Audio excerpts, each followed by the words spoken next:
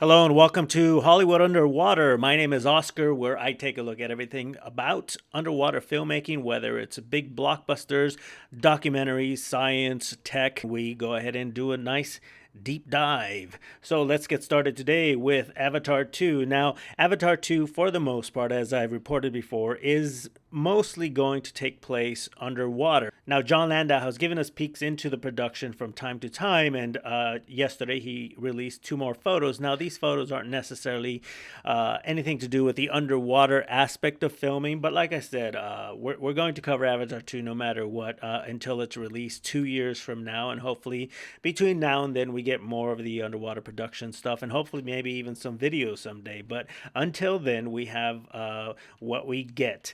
And so he released this. This is the last set for 2020 filming. The Matador is a 50-foot forward command boat on a 16-ton, 360-degree motion control base. So that's what this first photograph here is. Now, we've seen this boat before in a couple of the other photographs that he has released. So there's a couple of different angles on it. The rest of the message here that he put on Instagram, on his Instagram, is three techno cranes and a Russian arm mounted on top of a Mercedes-Benz.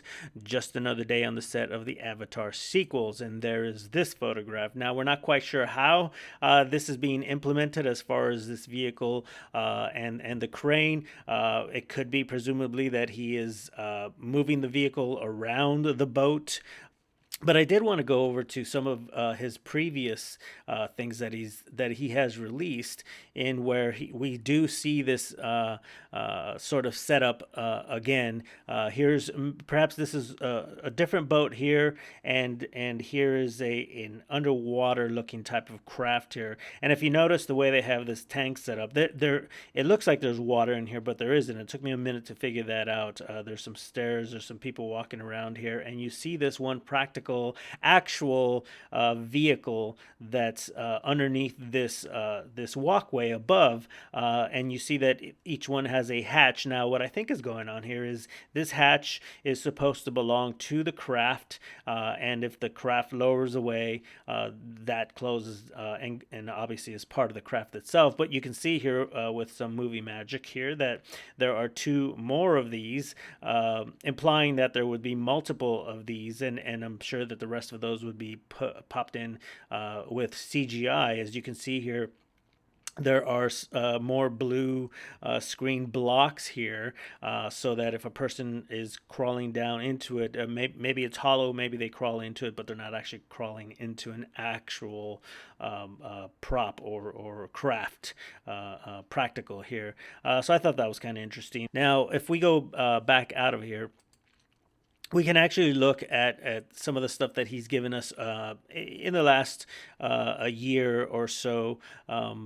We can go as far back as November 28th of 2019, in which he did give us the photo that I just showed you there. So if we move forward from there, then they did release the artwork for the film, which is, of course, fantastic. And while these are all above water, it sort of gives us a look into the look of the film and some of the possibilities for what we're going to see underwater there. So I think that's fascinating. This one here is pretty cool too. So if we keep on moving forward, we'll just kind of take a look at what he has given us here. A lot of his shirts that he has. And this is one of our first images that he gave us of being in the tank. And there you see James Cameron above speaking to his actors. And you see here that we're sort of blocked from seeing their heads popping out of the water further down in the photograph. But for us, these are actually those white plastic balls that they use to cover the surface. Instead of a tarp, which would be a safety hazard, he uses these white plastic balls, and they can control the light that seeps into the water while the actors are trying to work down below. And so if we look over here, it says our Avatar sets are ready already, and we wouldn't be more excited to be headed back to New Zealand next week. Check out the Matador. There it is, the high-speed forward command vessel bottom, and the Picador jet boat top. Can't wait to share more. So they have the names of the two boats there, and this is in fact the Matador that we started with. And here we have another photograph. This was probably the coolest one released. There are a couple photographs similar to this one, but this one is actually pretty cool in that we see Britton Dalton during underwater performance capture on the Avatar sequels. Of course, the underwater performance capture is the same technology he used in the first Avatar, above ground, in where they are basically playing the scene in an already designed CGI world, and no matter where the camera goes, it's going to see what the world looks like around it, and have their avatars, their actual avatars, over their bodysuits here that they have, which correlates to the camera, the performance capture technology, and so this is just wicked cool here. I don't know how fast they're going, but this looks pretty cool. Now we can't see this person here what they're doing, but there is another photograph that was released after this, in which it does show that this person actually controls a motorized scooter, which makes me think that this is maybe not going to be a vehicle, but maybe an undersea creature that moves around, just like the flying creature in the first Avatar. We'll go back up here to get the other shot that I was talking about underwater, in where we see here Sigourney has never been one to shy away from an action scene. Here she is performing one for the Avatar sequels. And so here we see the actual driver, the pilot of the scooter, pulling her around. And again, perhaps this will be a creature or a vehicle. I'm voting for a creature, but we'll see when they put all of the amazing CGI artwork over it when the film is released. And here we see another an amazingly beautiful set here. Jon Landau says this is a small part of the science lab set, a key facility at the RDA's new bridgehead installation. So this is, I mean, so beautiful. The work that they do on these sets is magnificent. So I can't wait to see more. And then of course this was a popular photograph that was released several weeks ago, in where Kate Winslet talks about how she had to hold her breath, and said that she held her breath at one point for 7 minutes and 14 seconds. Crazy stuff. That is crazy stuff, to hold your breath under that long. Now, the release dates, of course, unfortunately, having to continually been pushed back, and then of course the pandemic didn't help. So here are the official releases right now. Avatar 2, December 16th, 2022. Avatar 3, December 20th, 2024. Avatar 4, December 18th, 2026, and then Avatar 5, December 22nd, 2028. So it'll be 8 years before we see the final film in the entire Avatar franchise. Now, James Cameron and Sigourney Weaver have actually teamed up for other projects here. This was released recently also. It says Sigourney Weaver will narrate its global television program here. Event, Secrets of the Whales, which chronicles the whale way of life and their challenges and triumphs in an ever-changing ocean. And of course, James Cameron will serve as the executive producer for this. Now, this actually focuses on a 4-part event series with the work of acclaimed National Geographic explorer and photographer Brian Scarry. Now, I went over to Instagram and looked at what Brian Scarry has posted, and he has. It took him 3 years to do this this entire program, this 4 episode series that we'll see in April of 2021. So he sort of gave us a couple teases with some of the photographs that he took on the project itself. Here we have a portrait of a sperm whale in the waters off Dominica and the Eastern Caribbean. Beautiful.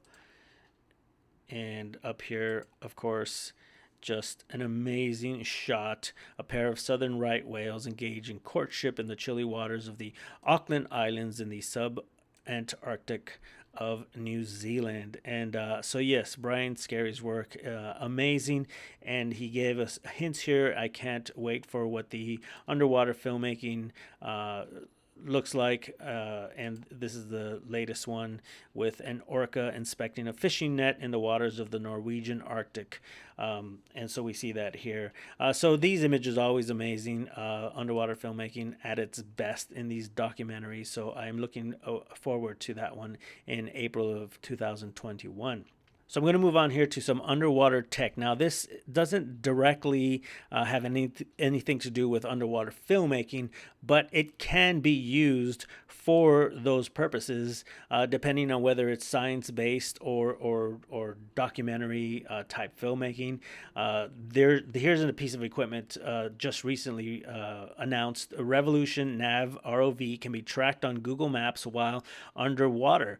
So we have this new submersible remote control, which you can drop into the water. It's manufactured by a Canadian company, Deep Trekker, and it's linked to a topside computer via communications tether. So it's still cabled, but it has 6 thrusters and can descend down to 305 meters or roughly 1,000 feet. Shoots 4K 30 frames per second video aided by LED spotlights. So this is why I thought this was really interesting, and I'll play you the video, their promotion video here that shows someone with the heads-up display here.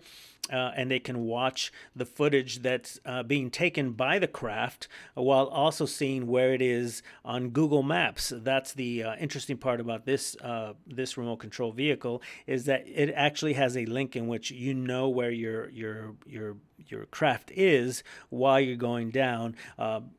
To see whatever it is that it is that you want to film. Now, this definitely has great potential for science, but also underwater documentary filmmaking. So this takes us to places where the typical scuba diver can't necessarily get. Now, continue by showing another project here, or another product that's been released.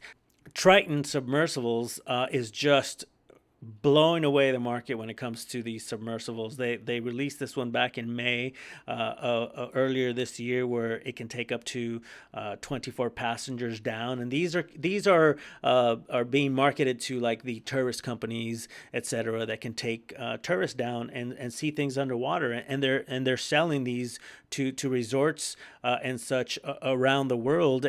But they not only make something like this, they also make other submersibles which are smaller.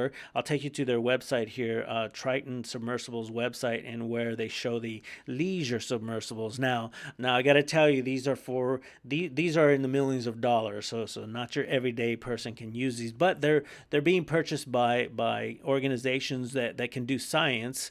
Here you'll see some of these craft, and where the people with enough money to own yachts can also buy these types of submersibles and use them just for their own recreational use. And I'm showing you these because of how luxurious these things look. They look like a spacecraft, and that's why I'm actually showing you these ROVs and these submersibles, because it occurred to me that as I'm watching the technology grow and being offered to people to be able to go underwater and see things that most humans haven't seen with their own eyes, it sort of takes us beyond the idea of what an underwater filmmaker has always provided. Now you're making it possible for people to go see the things on their own, and not just a tourist or scientist, but just like I clicked on the professional submersibles here because they have an image here of an underwater cinematographer who's shooting footage, and it looks like we got some sharks there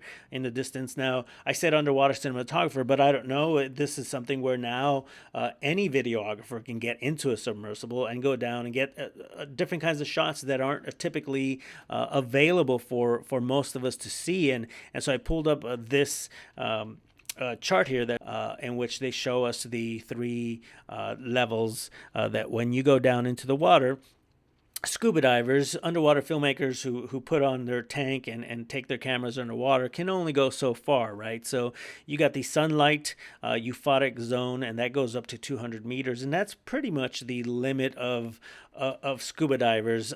For the most part, people don't tend to go past 100 meters, which is 300 feet. So to go up to 200 meters, which is roughly 600 feet, then you're already getting into just a handful of people that can actually do that, and not all of them are going to take cameras down to do any kind of filming. So going down into the twilight zone or the dysphotic zone starts getting impossible for us to reach unless you're in a submersible. And then, of course, by the time you get down to 1,000 meters or 3,000 feet, you're in the midnight zone, the aphotic zone. So this is where the submersibles come in, and this is where filmmaking can now take a new or go into a new era of filmmaking, and where you can take these submersibles. And so here's the latest Triton submersible. This one seats six, $5.5 million, but they really do again want to sell these to resorts to allow tourists to basically pay and go down into the ocean depths and look at stuff that they've never seen before. And if you're any kind of camera person, or you're just a tourist with your camera, you're able to come back and have footage of things that you would never have seen otherwise. So pretty exciting, and I think that this is going to be an amazing turn in ocean discovery. And I think ultimately, whether we cover underwater filmmaking in cinema, in documentaries, in science, or just taking a look at the tech, what's exciting is that it is moving forward. And when you have things like this, and where ultimately this stuff will start becoming more and more available, then people can actually start considering the ocean as a friendly place, and therefore ocean conservancy and awareness of what we need to do to save our ocean becomes more and more viable. All right, there it is. That's this episode of Hollywood Underwater. I hope you enjoyed. Please join again. Thanks for watching.